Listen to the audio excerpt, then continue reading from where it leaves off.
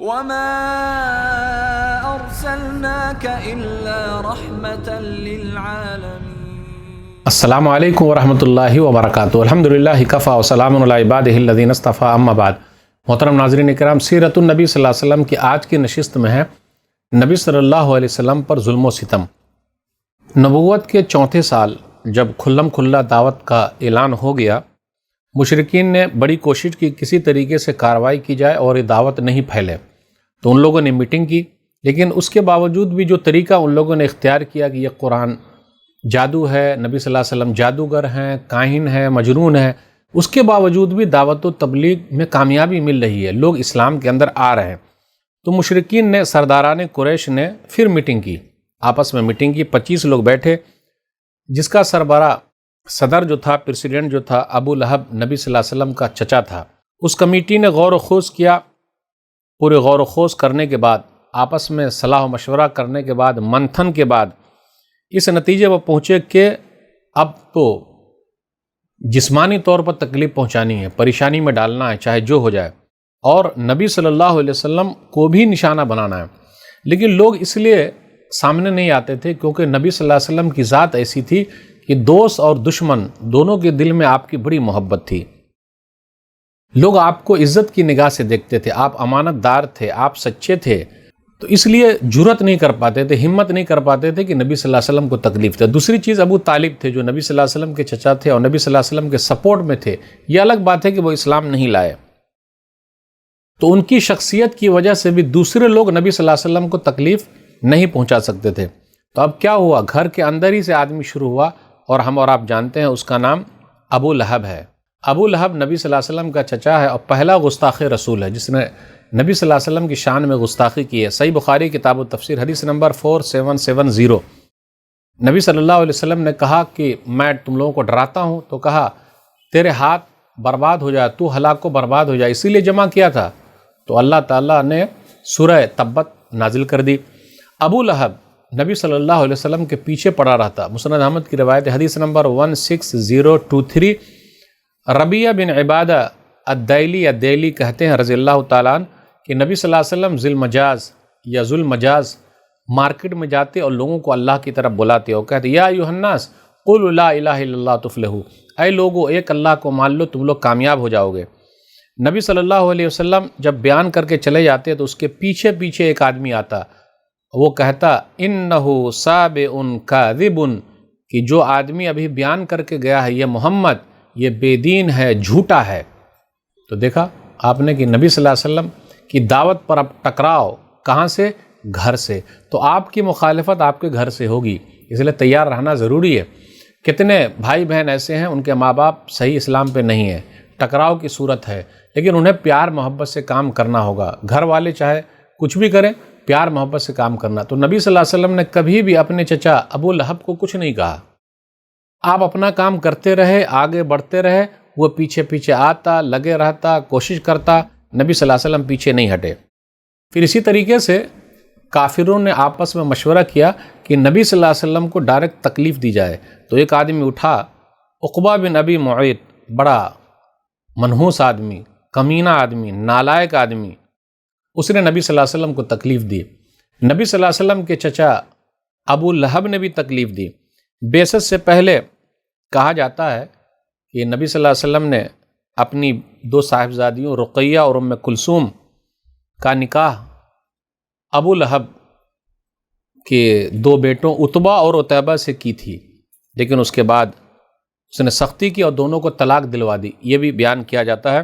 اسی طرح نبی صلی اللہ علیہ وسلم کے دوسرے صاحبزادے جب عبداللہ کا انتقال ہوا تو ابو لہب نے خوب خوشی مچائی، ابو لہب خوش ہوا اور کہا اب تو اس کا سلسلہ ہی ختم ہو گیا، اب محمد جو ہے وہ ابتر ہو گئے ہیں، مطلب اب ان کی نسل چلے گی نہیں، کیونکہ بیٹا ہی نہیں تو نسل آگے کیسے چلے گی۔ تو اللہ تعالیٰ نے سورہ کوثر اتاری کہ جن لوگوں نے نبی صلی اللہ علیہ وسلم کے بارے میں ایسا کہا ان کی ہی نسل کٹ گئی۔ ابو لہب کی بیوی ام جمیل جن کا نام عروہ تھا، جو حرب بن امیہ کی بیٹی تھی، ابو سفیان کی بہن تھی، وہ بھی نبی صلی اللہ علیہ وسلم کی دشمنی میں اپنے شوہر کے ساتھ برابر رہی۔ وہ نبی صلی اللہ علیہ وسلم کے راستے میں کانٹے بچھاتی، بد زبان تھی، جھگڑالو عورت تھی، نبی صلی اللہ علیہ وسلم کے خلاف الٹی سیدھی باتیں کیا کرتی تھی۔ اسی لیے آپ دیکھیے گا وہ فتنے میں آگے تھی، تو قرآن نے سورہ تبت میں اس کے بارے میں کہا حمالۃ الحطب، لکڑی ڈھونے والی کا لقب دیا ہے اسے۔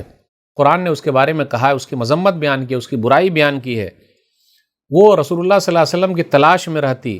نبی صلی اللہ علیہ وسلم خانہ کعبہ کے پاس تشریف فرما ہے، ایک مرتبہ آئی، ابو بکر صدیق رضی اللہ تعالیٰ عنہ بھی ہمراہ ہیں، یہ مٹھی بھر پتھر لیے ہوئی تھی، سامنے کھڑی ہوئی تھی، تو اللہ تعالیٰ نے اس کی نگاہ کو پکڑ لیا اور وہ رسول اللہ صلی اللہ علیہ وسلم کو نہ دیکھ سکی۔ ابو بکر صدیق رضی اللہ تعالیٰ عنہ کو اس نے دیکھ لیا تو اس کے سامنے پہنچی اور سوال کری، ابو بکر تمہارا ساتھی کہاں ہے؟ اس کے بعد وہ کہنے لگے مجھے معلوم ہوا ہے کہ وہ میری برائی کرتا ہے، اللہ کی قسم اگر مجھے پا گئی تو اس کے منہ پر پتھر مار دوں گی، اللہ کی قسم میں شاعرہ بھی ہوں۔ اور اس نے ایک شعر پڑھا، مزممن عصینا و امرہ ابینا و دینہ قلینا، ہم نے اس کی مذمت کی، نافرمانی کی اور اس کے حکم کو تسلیم نہیں کیا اور اس کے دین کو نفرت سے ہم نے چھوڑ دیا۔ یہ ام جمیل جو نبی صلی اللہ علیہ وسلم کی چچی ہے، وہ نفرت میں کتنا آگے ہے۔ اس کے بعد وہ چلی گئی۔ ابو بکر صدیق رضی اللہ تعالیٰ عنہ نے کہا، یا رسول اللہ صلی اللہ علیہ وسلم کیا آپ نے اس کو دیکھا نہیں؟ آپ صلی اللہ علیہ وسلم نے فرمایا نہیں، اس نے مجھے نہیں دیکھا، اللہ نے اس کی نگاہ کو پکڑ لیا ہے۔ ابن ہشام کے حوالے سے شیخ صفی الرحمن مبارک پوری رحمۃ اللہ علیہ نے اپنی کتاب الرحیق المختوم میں صفحہ نمبر 124 پر ذکر کیا ہے۔ ابو لہب اور اس کی بیوی یہ نبی صلی اللہ علیہ وسلم کے پڑوسی تھے۔ ابو لہب نبی صلی اللہ علیہ وسلم کا چچا تھا، ام جمیل وہ چچی تھی، اس کے باوجود یہ لوگ پڑوسی ہونے کے بعد، رشتے ناتے ہونے کے باوجود بھی نبی صلی اللہ علیہ وسلم کو تکلیف دیا کرتے تھے، ستاتے تھے، پریشان کرتے تھے۔ اب آئیے دیکھتے ہیں ابو لہب، حکم بن ابی العاص، عقبہ بن ابی معیط وغیرہ لوگ، یہ سب نبی صلی اللہ علیہ وسلم کے پڑوسی تھے کہا جاتا ہے، اور نبی صلی اللہ علیہ وسلم کی تکلیف میں ڈالتے تھے۔ عقبہ بن ابی معیط کے بارے میں ایک حدیث ہے، صحیح بخاری کتاب الوضو حدیث نمبر 240۔ یہ بڑا بدبخت اور خبیث آدمی تھا۔ عبداللہ بن مسعود رضی اللہ تعالیٰ عنہ کہتے ہیں کہ نبی صلی اللہ علیہ وسلم بیت اللہ کے پاس نماز پڑھ رہے تھے، ابو جہل اور اس کے ساتھی لوگ کچھ بیٹھے ہوئے تھے۔ اتنے میں ایک نے دوسرے سے کہا، کون ہے جو بنی فلاں کے اونٹ کی اوجری کو لائے اور جب محمد سجدہ کرے تو اس کی پیٹھ پر ڈال دے؟ کون ہے؟ اس پر قوم کا سب سے بدترین آدمی، سب سے برا آدمی اٹھا۔ کون ہے؟ عقبہ بن ابی معیط اٹھا اور وہ اوجھری لے کر آ گیا، اوجھ لے کر آ گیا۔ جب نبی صلی اللہ علیہ وسلم سجدے میں تشریف لے گیا تو اس نے آپ کی پیٹھوں پر دو کندھوں کے درمیان ڈال دیا۔ عبداللہ بن مسعود رضی اللہ تعالیٰ عنہ کہتے ہیں کہ میں یہ سارا ماجرا دیکھ رہا تھا مگر کچھ نہیں کر سکتا، کاش میرے اندر بچانے کی طاقت ہوتی۔ عبداللہ بن مسعود رضی اللہ تعالیٰ عنہ کہتے ہیں کہ اس کے بعد وہ ہنسی کے مارے ایک دوسرے پر گرنے لگے۔ رسول اللہ صلی اللہ علیہ وسلم سجدے ہی میں پڑے ہیں، سر نہ اٹھایا، یہاں تک کہ فاطمہ رضی اللہ تعالیٰ عنہ آئیں، بیٹی دیکھیے کتنے کام آتی ہے، اور آپ صلی اللہ علیہ وسلم کی پیٹھ سے اوجھڑی کو اٹھا کر پھینک دیا۔ تب آپ صلی اللہ علیہ وسلم نے سر اٹھایا، پھر 3 مرتبہ فرمایا، اللہم علیک بقریش، اے اللہ تو قریش کو پکڑ لے۔ پھر آپ صلی اللہ علیہ وسلم نے بد دعا کی تو ان پر بہت گراں گزری، کیونکہ ان کا عقیدہ یہ تھا کہ اس شہر میں دعائیں قبول کی جاتی ہے۔ اس کے بعد آپ صلی اللہ علیہ وسلم نے نام لے لے کر بد دعا کی، اے اللہ ابو جہل کو پکڑ لے، عقبہ بن ربیعہ کو پکڑ لے، شیبہ بن ربیعہ، ولید بن عتبہ، امیہ بن خلف اور عقبہ بن ابی معیط کو پکڑ لے۔ انہوں نے 7 کا نام بھی گنایا لیکن راوی کو یاد نہ رہا۔ عبداللہ بن مسعود رضی اللہ تعالیٰ عنہ فرماتے، اس ذات کی قسم جس کے ہاتھ میں میری جان ہے، میں نے دیکھا جن لوگوں کے نام رسول اللہ صلی اللہ علیہ وسلم نے گن گن کر بیان کیے تھے، سب کے سب بدر کے کنویں میں قتل کیے تھے، پڑے ہوئے تھے۔ امیہ بن خلف کیا تھا؟ کیا کرتا تھا؟ شیخ صفی الرحمن مبارک پوری رحمۃ اللہ علیہ اپنی کتاب الرحیق المختوم میں ذکر کرتے ہیں، صفحہ نمبر 126، 127، 128 پڑھیے۔ امیہ بن خلف رسول اللہ صلی اللہ علیہ وسلم کو دیکھتا تو لعن و طعن کرتا، اسی کے بارے میں آیت اتری ہے، وَيْلٌ لِكُلِّ ہُمَزَةٍ لُمَزَةٍ، سورہ ہمزہ، سورہ نمبر 104، آیت نمبر 1۔ ہر لعن طعن کرنے والے اور برائی کرنے والے کے لیے تباہی ہے۔ ہمزہ وہ شخص ہے جو کھلے طور پر گالی بکے اور آنکھیں ٹیڑھی کر کے اشارہ کرے۔ لومزہ وہ شخص ہے جو پیٹھ پیچھے لوگوں کی برائی کرتا اور انہیں تکلیف دیتا ہے، یعنی سامنے بھی برائی کر رہا، پیٹھ پیچھے بھی برائی کر رہا ہے۔ امیہ کا بھائی عبی بن خلف عقبہ بن ابی معیط کا گہرا دوست تھا۔ ایک بار عقبہ نے نبی صلی اللہ علیہ وسلم کے پاس بیٹھ کر کچھ کہا، عبی کو معلوم ہوا تو اس نے عقبہ کو سخت سخت کہا اور اس سے کہا کہ وہ جا کر رسول اللہ صلی اللہ علیہ وسلم کے منہ پر تھوک دے۔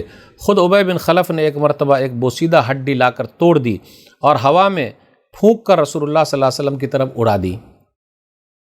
اس واقعہ کو سیرت ابن ہشام میں آپ پڑھ سکتے ہیں، جلد نمبر 1 میں۔ اخنس بن شریق ثقفی یا اخنس بن شریق ثقفی بھی رسول اللہ صلی اللہ علیہ وسلم کے ستانے والوں میں ہے۔ رسول اللہ صلی اللہ علیہ وسلم کو ستایا گیا ہے۔ قرآن کریم میں اس کے بارے میں 9 اوصاف بیان کیے گئے ہیں۔ اس کے کردار کے بارے میں بتایا گیا ہے، وَلَا تُطِعْ كُلَّ حَلَّافٍ مَّهِينٍ هَمَّازٍ مَّشَّاءٍ بِنَمِيمٍ مَّنَّاعٍ لِّلْخَيْرِ مُعْتَدٍ عَثِيمٍ عُتُلٍّ بَعْدَ ذَلِكَ زَنِيمٍ۔ سورہ قلم سورہ نمبر 68 آیت نمبر 10 سے 13 کے درمیان پڑھیے۔ آپ صلی اللہ علیہ وسلم بات نہ مانے کسی قسم کھانے والے کی، ذلیل کی جو جلان و تان کرتا ہے، چگلیاں کھاتا ہے، بھلائی سے روکتا ہے، حد درجے کا سب سے بڑا ظالم ہے، بد عمل ہے، گناہگار ہے، جفاکار ہے، ظالم ہے، اور اس کے بعد بد اصل بھی ہے، یعنی اس کی کوئی نسل اصل نہیں ہے۔ ابو جہل کبھی بھی رسول اللہ صلی اللہ علیہ وسلم کے پاس آتا، قرآن سنتا، لیکن ایمان نہیں لاتا۔ رسول اللہ صلی اللہ علیہ وسلم نماز پڑھ رہے تھے، ایک مرتبہ اس نے تکلیف دینے کی کوشش کی۔